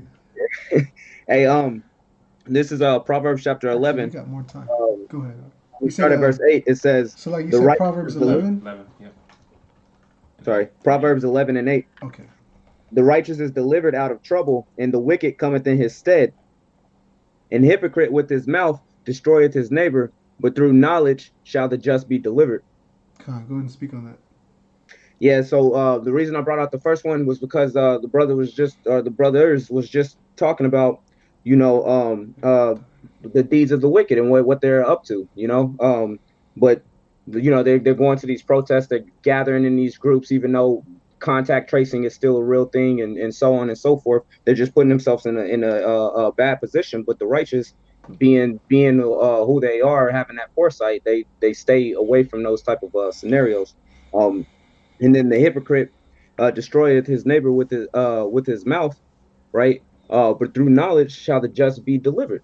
Because if you are wise, you're gonna know that you're not supposed to be in this area while protests and demonstrations and other crazy stuff is going on. Man. You're not gonna get yourself into that trouble spot, right? Okay. Another one I wanted to bring real quick, the same chapter of Proverbs 11 and 21. Though hand join in hand, the wicked shall not be unpunished, but the seed of the righteous shall be delivered. And that's just, because that's what you see right now. You got basically a Tower of Babel scenario going on where all these people trying to come together in this unity and whatnot, as if that's going to change something or as if that's going to keep certain people out of trouble. And that's not the case. God, yeah, spot on. You have all these people, like you said, they're linked up, and they want to be equality, though hand joined in hand. Always just to make reference of this, there was a movement, and it never it never went anywhere, but it was called Hands Across America, and the whole point was that they wanted to form a human chain of everyone holding hands from one coast to the other. So you can see them here near the water at the beach, right? And then you can see them, it's stretching out through the desert, hands across America. This is a May 25th, 1986. Hey, guess what? They failed. Go ahead. No, I was saying that they made that movie Us about that. Yeah. Yeah. Yeah. And that's all them fucking demons want to do is be hands across America. That shit was crazy. Yeah, see, right here he goes, so Hands Across America was a public event on Sunday, May 25th, 1986, in which approximately 5 to 6.5 million people held hands for 15 minutes in an ostensible attempt to form a continuous human chain across the contiguous United States. How far did they get? Well, despite the claimed intent, there was never any realistic chance of forming an unbroken human chain from coast to coast, as hundreds of miles of low population areas along the route through the U.S. Midwest and desert Southwest would have required hundreds of thousands of volunteers and millions of dollars in transportation, provision, and coordination costs to keep the chain intact. Regardless, the event was declared a major success by the participants, particularly in larger urban areas where there was greater enthusiasm and a large amount of fundraising. Many participants donated $10 to reserve their place in line. The proceeds were donated to local charities to fight hunger and homelessness and help those in poverty. The event raised about $15 million for charities after operating costs. Now, like we said, it failed. It didn't fucking work. They tried to call it a success, but $15 million is said in charities to help the homeless and the hungry. Well, guess what, America? We still have hungry and we still have homeless, and it's even worse. So we're that 15 million. I'd be surprised if 100,000 of that shit went to anything. But so these were the biggest cities that participated. You can see everywhere else where no one gave zero fucks. Right here. This large portion of no fucks given. None. Oh shit. So yeah, though hand joined in hand, the wicked shall not be unpunished, but the seed of the righteous shall be delivered. And that's what these people are going to see. is that those who have made no account of our labor, you're going to see the deliverance. And matter of fact,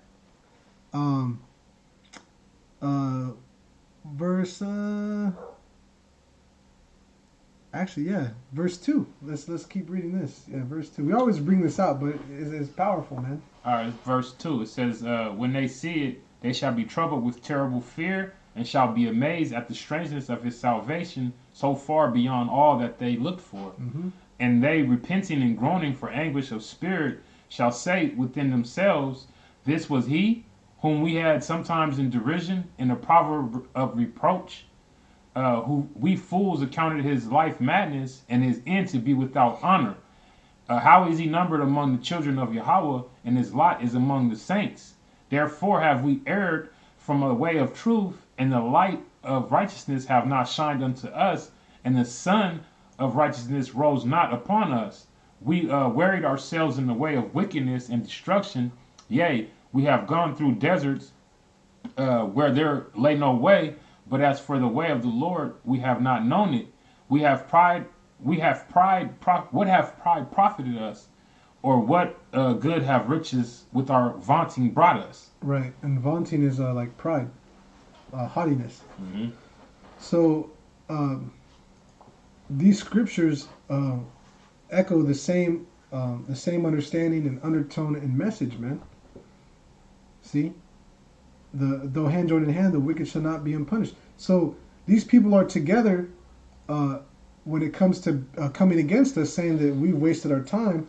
But the ends justify the means. So the end result is going to show us being delivered from a nuclear destruction, man.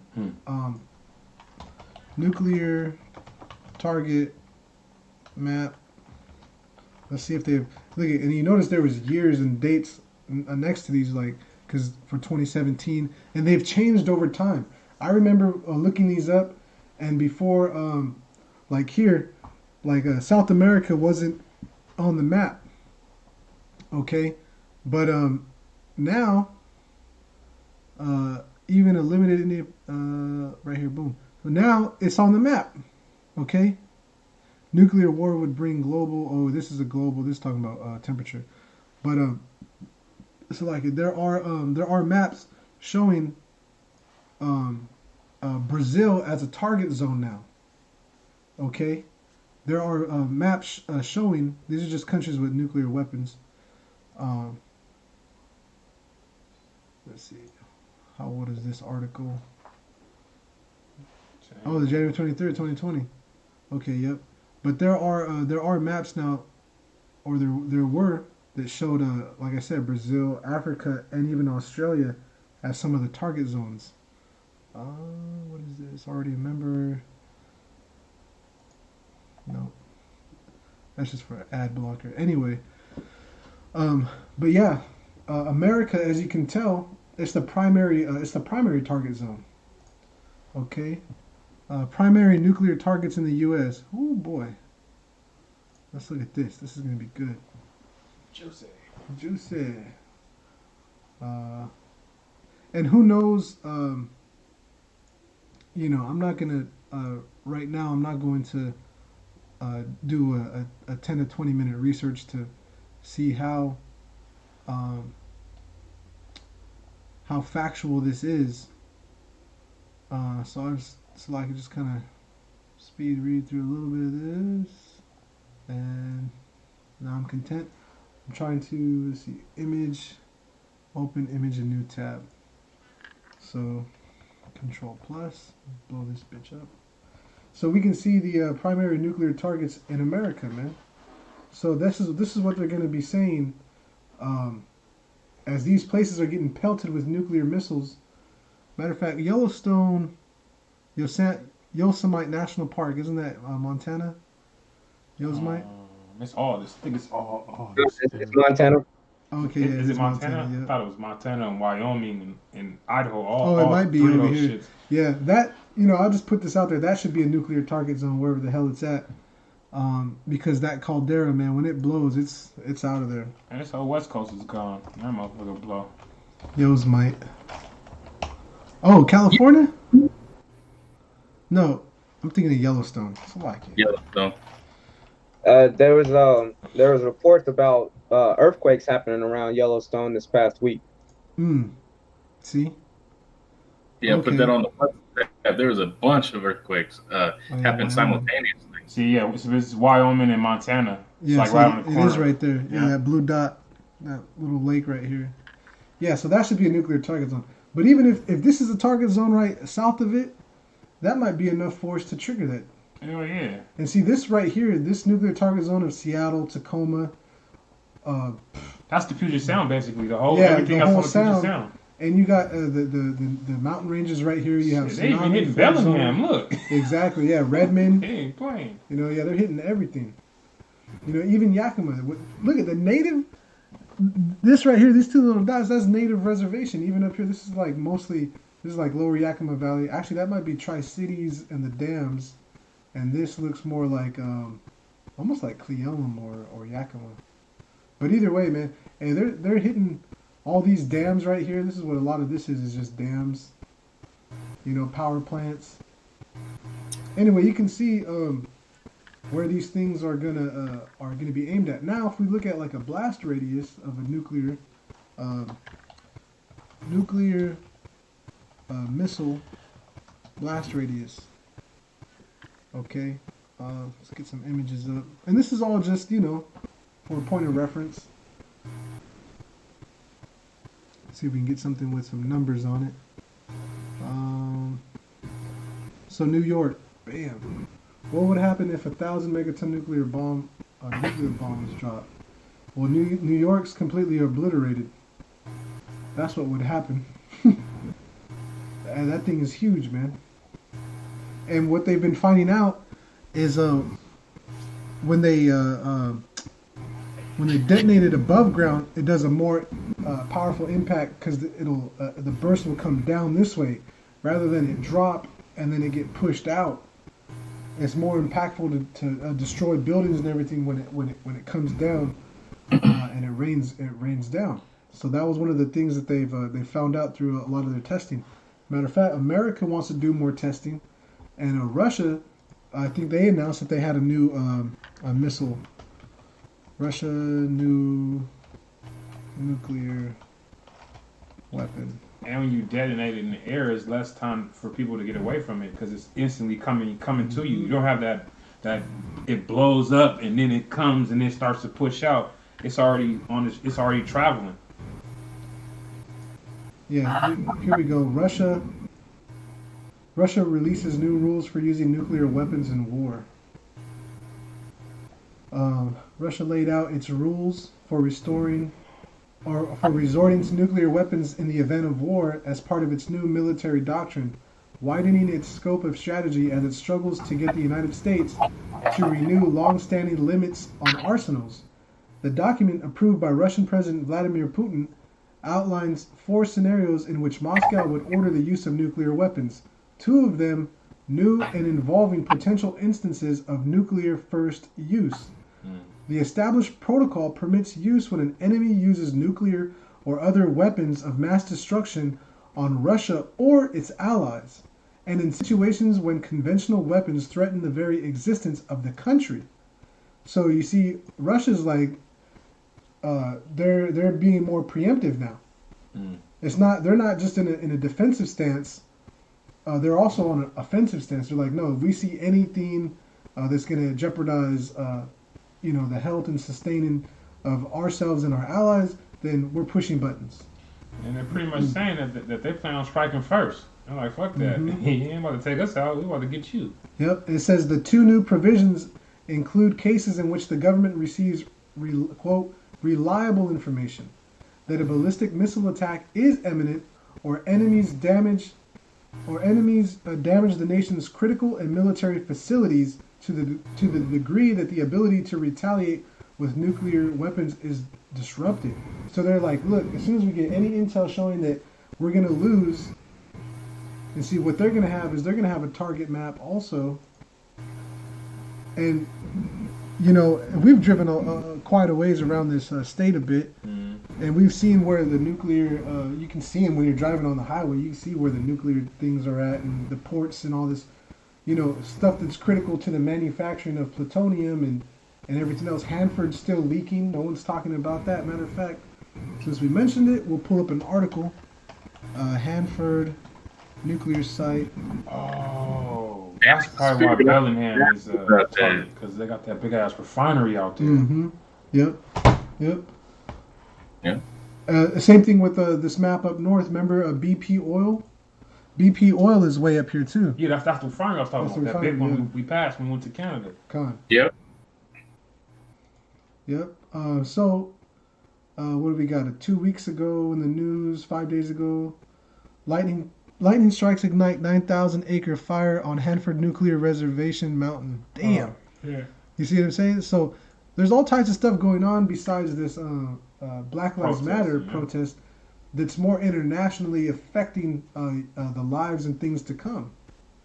And really, there's more money, like the brother Kassad said, in devastation and losing loss of life. There's more money to be made when things go awry.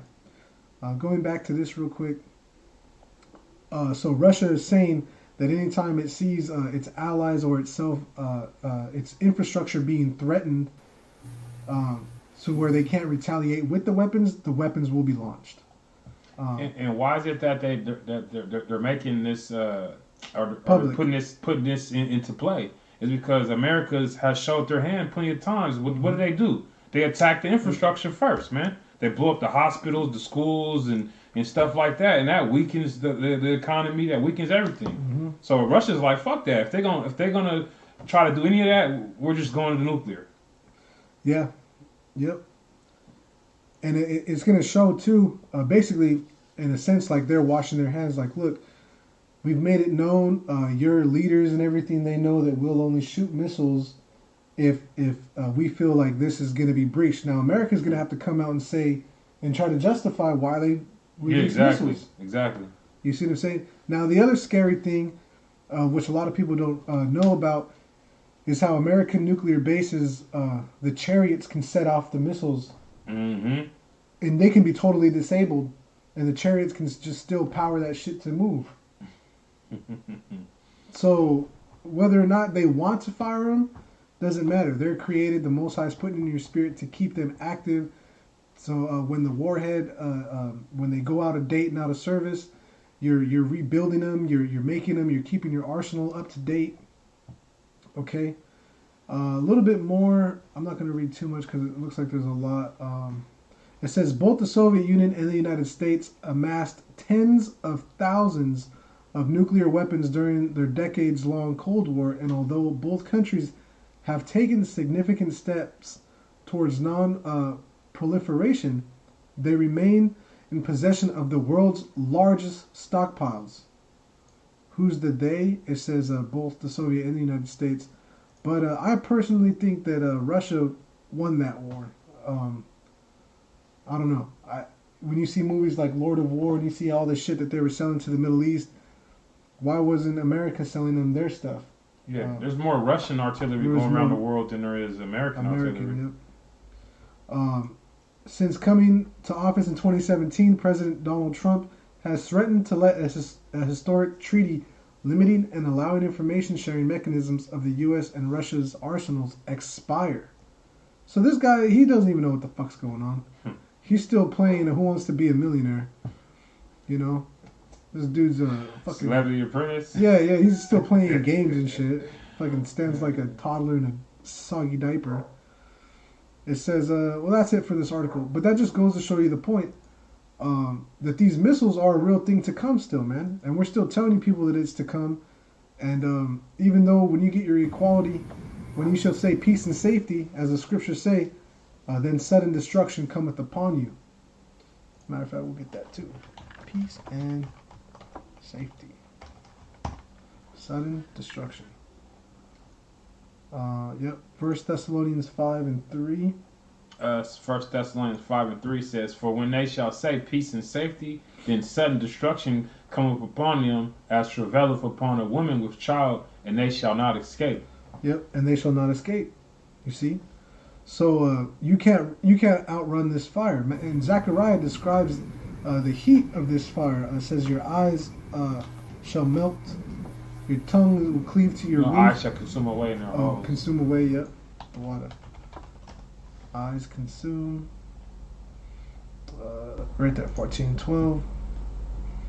This is Zechariah 14 and 12. And this shall be the plague wherewith the Lord will smite all the people that have fought against Jerusalem. So has this happened yet? Has there been a time where the Heavenly Father has come down and everyone that ever fought against the nation of Israel, that they've all been smitten at the same time? Has he smote the entire nations at once yet? Nope. No, it hasn't happened. So this is a future prophecy. Go ahead.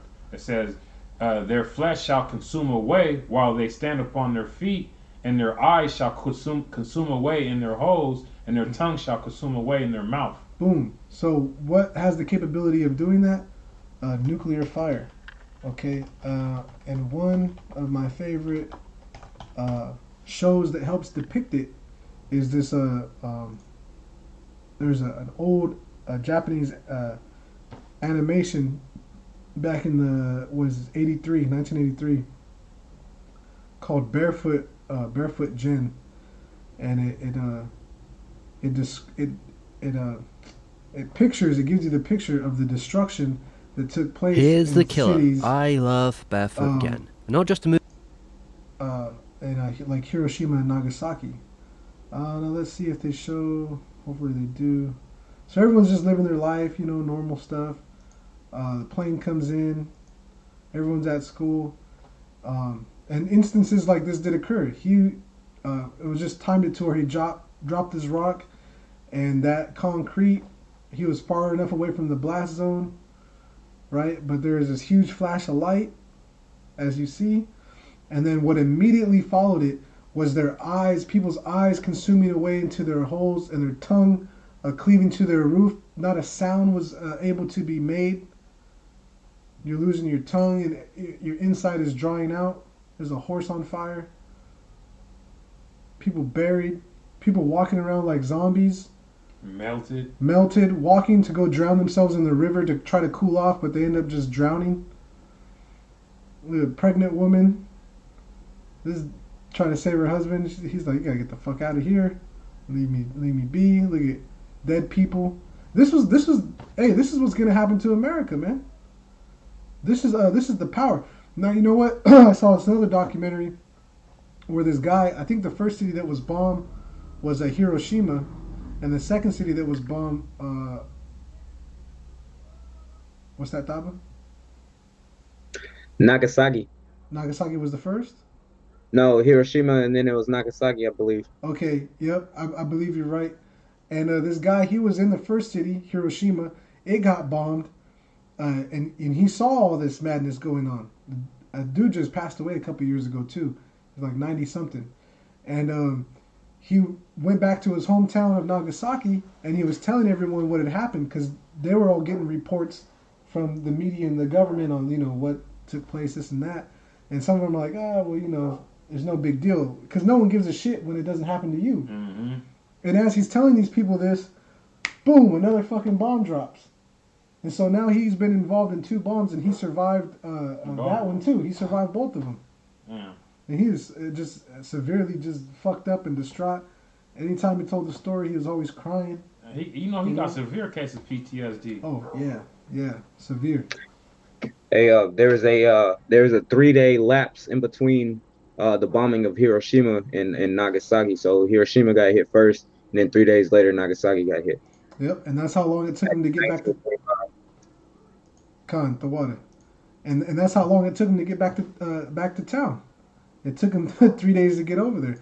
And some of the things that would happen afterward is the black rain. It would rain, and it was all black, and it was all the chemicals and the radiation. And so getting water was a hard thing to do. Getting clean water was a hard thing to do. And it totally destroyed their whole way of life and economy, to where they were finding, as things started to get put back together, they would find kids that were, dying of starvation, but they would have rocks in their mouths because they just wanted to have something to chew on or suck on, because there was no food. And what happened with a lot of the younger girls is they were getting, taken away, and they were being fed until they could come of age to have intercourse, and once they were however old they were, 13, 12, 14, then they were going right into prostitution, man. Once they were able to have their cycle. So this is what the so-called white man has done to people, man. So nowhere in the point of history has the Heavenly Father judged all nations with this punishment, with this plague. So this is a future thing to come, man. These missiles are a real thing. Okay, so all this Black Lives Matter bullshit, what the hell is that gonna do for you when these missiles come, man? That's not preparing yourself for anything. They're gonna be screaming, "All lives matter!" Then. Yeah. and fuck no, they don't. These are the nuclear target zones, man. As of 2020. Go ahead, Ash. This is Job 20:19.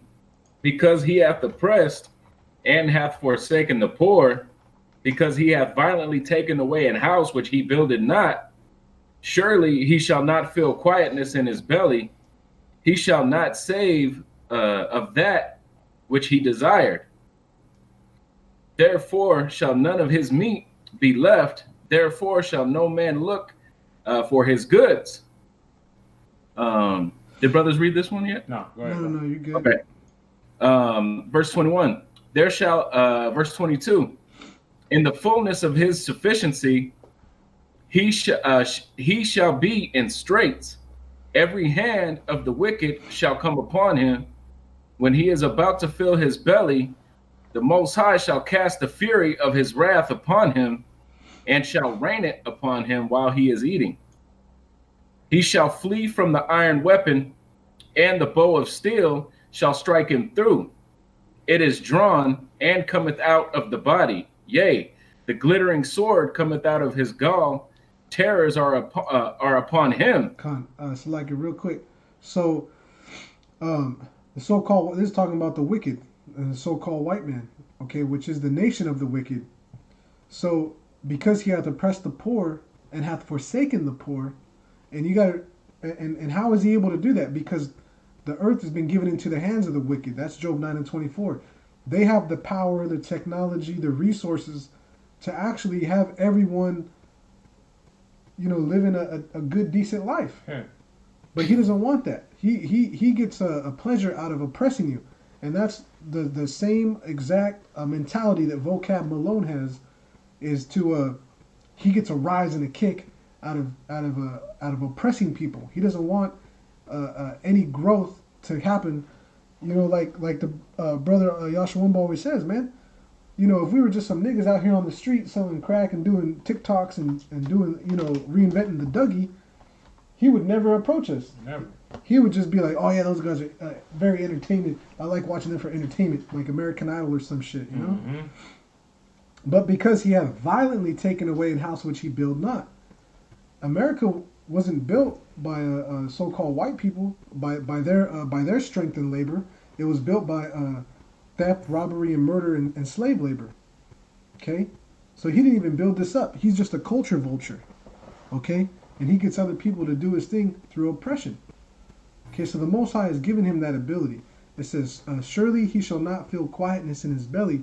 He shall not save of that which he desired. When you don't, when you eat too late at night, or you eat something that doesn't agree with you, and you're trying to sleep, but there's no quietness in your belly, you got to get up, you got to constantly, you're having stomach problems. Bubbles is dropping. Bloop, bloop, bloop, bloop, bloop. Yeah, you're like, oh shit. Apple cider vinegar pills. Apple cider vinegar. It's almost here. It ain't here yet. It's almost here. You gotta take that pain for another 10, 15 minutes. Yeah, you got that trap gas. Okay. He shall not save of that which he desired. Mm-hmm. Okay, there shall none of his meat be left, therefore shall no man look for his goods. And so everything that he's put out in the world, everything that he's established, there's going to be nothing left of it. Okay, he's not going to be satisfied. Okay, he's going to be grumbling like, God damn, like I haven't been able to fully enjoy it. Insatiable. Right, and that's why it says, in the fullness of his sufficiency he shall be in straits. Every hand of the wicked shall come upon him. When he is about to fill his belly, the Most High shall cast the fury of his wrath upon him, and shall rain it upon him while he is eating. So in the middle of him, oh man, he just got it, poured the glass of wine, prepped the plate, wiped it off, it looks good, took the picture for the IG, Mm-hmm. it's like, yeah, about to get down, and he's got his napkin tucked in, got his fork and his knife, he's like, here we go, and the Most High is about to get him, right? You know what I'm saying? So right when he gets he's getting this chip implemented, he's got everyone under the New World Order. You think that he's at peace with everyone. Then the sudden destruction is coming upon him. It says, he shall flee from the iron weapon, and the bow of steel shall strike him through. This is the nuclear missile. The iron weapon. Okay, when you look at a nuclear missile, okay, ICBM, you'll see what it looks like, man. I mean, it's an iron weapon. It's made out of metal. You see? And it's shot. That's a good one. Coming out of the gall. Yep. As we're gonna read, where are we at? Job 20. As we're gonna read, it says, it is drawn and cometh out of the body. Yea, the glittering sword cometh out of his gall. Terrors are upon him. So when we look up this word gall, looks like Mara'ah, I think. Mara'ah. It's been a while. Rusty. Properly bitterness, consequently a bitter thing, specifically bile, also venom of a serpent. Okay, so just like venom is shot from a serpent, it comes from a gland, from an area, from something internal. So as this venom, this fire, and that's why they used to talk about how reptiles would breathe fire, because that venom. Certain animals can spray venom like from their mouth, and they'll aim for your eyes specifically, or even certain frogs and lizards, they'll shoot blood from their eyes at you. Yeah, it freaks you out, but when you get that bite, it burns and it itches, and that's that fire.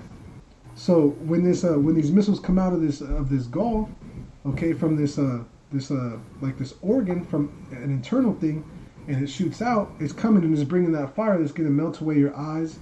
It's going to make your tongue cleave to the roof of your mouth. Okay, so this is what this is describing. Okay, so it's very good imagery. Okay. Oops. It says terrors are upon him. All darkness. Did we read this already? Okay. Not yet. You can read that up. Okay. All darkness shall be hid in his secret places. A fire not blown shall consume him. It shall go ill with him that is left in his tabernacle. The heaven shall reveal his iniquity, and the earth shall rise up against him. And that's what we're going to see is this fire. Okay, it's a fire that's not blown. You don't have to get down with the flint and the tinder and or the stick with the bow and make the friction and blow it right and get the coals ready and get it on some some dry moss or something and some tinder, kindle the fire. No, it's a fire that's not blown. So it's not you don't got to run up to the city and you know what I'm saying, and start the fire at the base of a building and feed it a bunch of dry wood. No. This isn't it. It's a fire not blown. It says it shall. Shall means would. This is also like a legal term. Shall means you will do. This is not negotiable.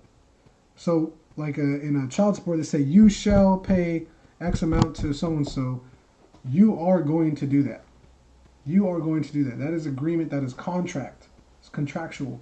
So a fire not blown shall consume him. It will do this. It will go ill with him that is left in his tabernacle. So if his children be multiplied, it is for the sword.